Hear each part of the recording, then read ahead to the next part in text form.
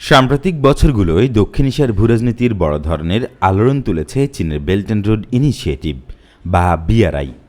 ভারত ও চীনের মধ্যে আঞ্চলিক প্রভাব বিস্তারের প্রতিযোগিতায় তীব্রতা এনে দিয়েছে বেইজিংয়ের এই উদ্যোগ।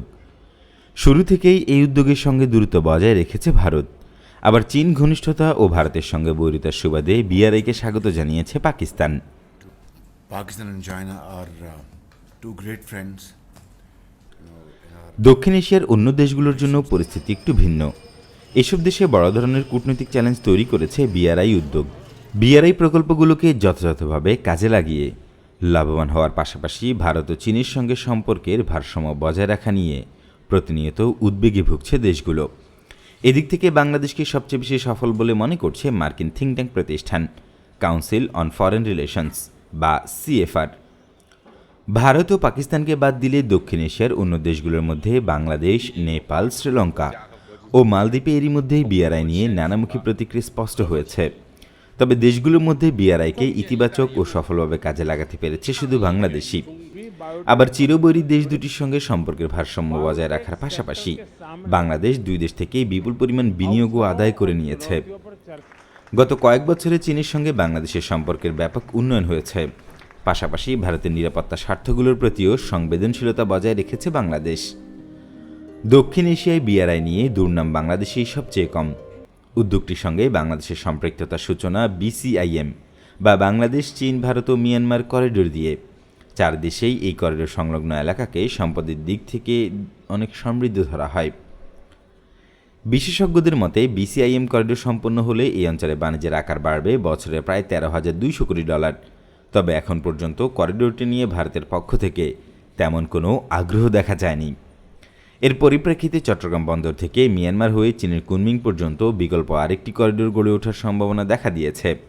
এছাড়া এখন পর্যন্ত বাংলাদেশের বিভিন্ন প্রকল্পে চীনের অর্থায়ন রয়েছে 1,000 কোটি ডলারের বেশি।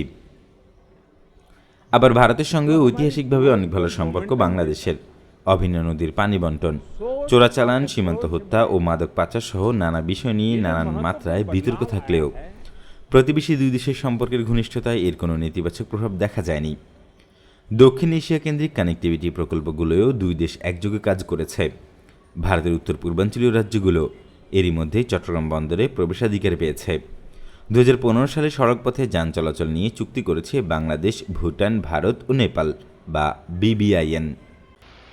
স্বাধীনতার পর থেকে দেশের আমদানি বাণিজ্যে ভারতের বড় ধরনের প্রভাব দেখা দিয়েছে। কোনো কোনো ভোগ্যপণ্যের ক্ষেত্রে বাংলাদেশ ভারতের ওপর বহুলাংশে নির্ভরশীল। বিষয়টি অনেক ক্ষেত্রেই সংশ্লিষ্ট পণ্যের বাজার অস্থিতিশীলতার কারণ হয়ে উঠেছে। বিষয়টি বিবেচনায় বাংলাদেশও বাণিজ্য খাতে ভারতের ওপর অতি নির্ভরশীলতা কমানোর বিষয়ে সচেতনতা দেখিয়েছে। যদিও দ্বিপক্ষীয় সম্পর্কে এখন পর্যন্ত এর কোনো প্রভাবই দেখা যায়নি। বাংলাদেশের পণ্য আমদানি বাণিজ্যে সবচেয়ে বড় অংশীদার হল চীন। নিত্যপণ্য থেকে শুরু করে শিল্পপণ্যের কাঁচামাল পর্যন্ত সব খাতে দেশের অবদান স্পষ্ট।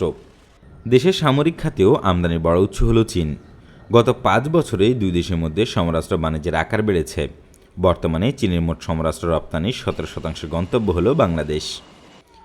তবে শ্রীলঙ্কা ও পাকিস্তানের বর্তমান সংকট দক্ষিণ এশিয়ার দেশগুলোর চীনের বিনিয়োগ নিয়ে নতুন করে প্রশ্ন উত্থাপনের সুযোগ করে দিয়েছে। বিষয়টি আঞ্চলিক ভূরাজনীতিতে চীনকে কিছুটা হলেও ব্যাকফুটে ঠেলে দিয়েছে। অন্যদিকে আবারও সামনে এগিয়ে আসার সুযোগ পেয়েছে ভারত। বিশেষ করে শ্রীলঙ্কার বর্তমান সংকট মোকাবেলায় দেশটিকে এখন বেশ সক্রিয় ভূমিকা রাখতে দেখা যাচ্ছে। আঞ্চলিক ভূরাজনীতির নাটকীয় সব মুহূর্তেও ভারত বা চীনের প্রতি কোনো ধরনের বৈরিতা প্রদর্শন করেনি বাংলাদেশ। দুই দেশের বিরোধ নিয়ে এই নির্লিপ্ত মনোভাবই বেইজিং ও নয়াদিল্লির সঙ্গে ঢাকা সুসম্পর্ক বজায় রাখার ক্ষেত্রে বড় ভূমিকা রেখেছে বলে মনে করছেন বিশেষজ্ঞরা।